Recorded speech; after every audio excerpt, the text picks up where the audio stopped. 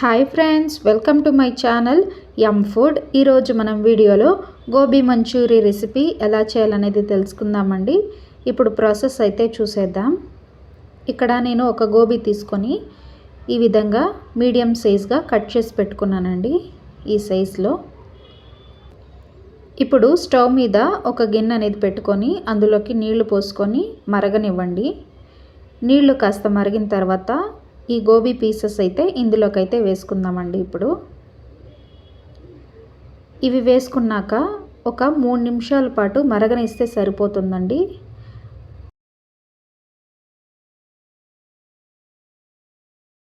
ఈ విధంగా మిక్స్ చేసుకుంటూ ఒక 3 నిమిషాలు మరగనిస్తే సరిపోతుందండి. 3 మినిట్స్ తర్వాత వీటిని అయితే తీసి ఒక గిన్నెలో నీళ్లు పోసుకొని చల్లనీళ్ళల్లో ఇవి వేసుకోవాలండి. ఇవి వేసుకున్న తర్వాత ఈ నీళ్ళన్నీ వంపేసేయండి. ఈ నీళ్లు తీసేసి ఒక గిన్నెలోకి ఈ గోబీని మాత్రం వేసుకుందామండి. నీళ్లు లేకుండా గోబీ వేసుకోండి. ఇప్పుడు ఇందులోకి రుచికి సరిపడా సాల్ట్ అయితే వేసుకుంటున్నాను. తర్వాత ఒక 2 టేబుల్ స్పూన్ల వరకు మైదా పిండి అయితే యాడ్ చేస్తున్నాను. మైదా పిండి వేసుకున్న తర్వాత ఒక 2 టేబుల్ స్పూన్ల వరకు కార్న్ ఫ్లోర్ కూడా యాడ్ చేస్తున్నానండి.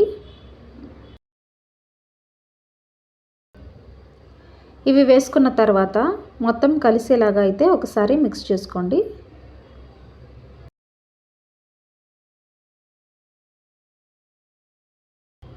ఈ విధంగా నీట్గా మిక్స్ చేసి పెట్టుకున్నానండి. బాగా మిక్స్ అయిపోయింది.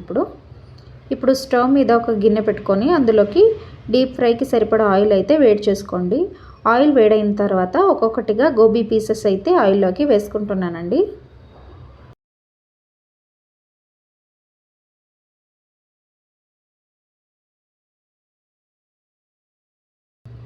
ఇక్కడ గ్యాస్ని మీడియం ఫ్లేమ్లో పెట్టుకొని గోబీని ఫ్రై చేసుకోండి.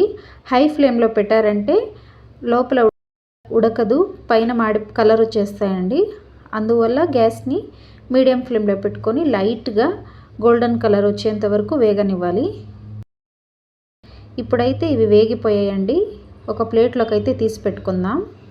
ఇప్పుడు 2 టేబుల్ స్పూన్ వరకు ఆయిల్ గిన్నెలో వేసుకొని తర్వాత కట్ చేసి పెట్టుకున్న ఆనియన్స్ ఇంకా కట్ చేసి పెట్టుకున్న క్యాప్సికమ్ ముక్కలను వేసుకుంటున్నాను.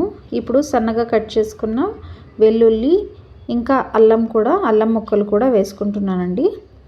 ఇవి వేసుకున్న తర్వాత 1 పచ్చిమిర్చి వేస్తున్నానండి. గ్యాస్ని హై ఫ్లేమ్లో పెట్టుకొని ప్రాసెస్ అంతా చేసుకోండి. ఇక్కడైతే నేను ఒక చిన్న గిన్నెలో 1 టేబుల్ స్పూన్ వరకు కార్న్ ఫ్లోర్ తీసుకున్నాను. కొద్దిగా వాటర్ వేసుకొని మిక్స్ చేసి పక్కన పెట్టుకోండి. ఇప్పుడు ఒక 1/2 టేబుల్ స్పూన్ వెనిగర్ ఇంకా 1 table spoon soya sauce, 1 table spoon chilli sauce, ఇక్కడ టమాటా కెచప్ అనేది ఒక 2 టేబుల్ స్పూన్ యాడ్ చేస్తున్నానండి. ఇవి వేసుకున్న తర్వాత మనం మిక్స్ చేసి పెట్టుకున్న కార్న్ ఫ్లోర్ కూడా వేసుకోవాలి. అంతా వేసుకొని బాగా కలిసేట్టుగా అంతా మిక్స్ చేసుకోండి. ఇక్కడ సాల్ట్ కూడా కొద్దిగా యాడ్ చేస్తున్నానండి. ఇప్పుడు చిటికెడు, మనం ఆల్రెడీ వేసాం కాబట్టి సాల్ట్ని కొద్దిగా కొంచెం వేసుకోండి, ఎక్కువగా వేసుకోకుండా. ఇప్పుడు మొత్తం యాడ్ చేసుకున్న తర్వాత మనం ఫ్రై చేసి పెట్టుకున్న గోబీని కూడా వేసుకోవాలండి.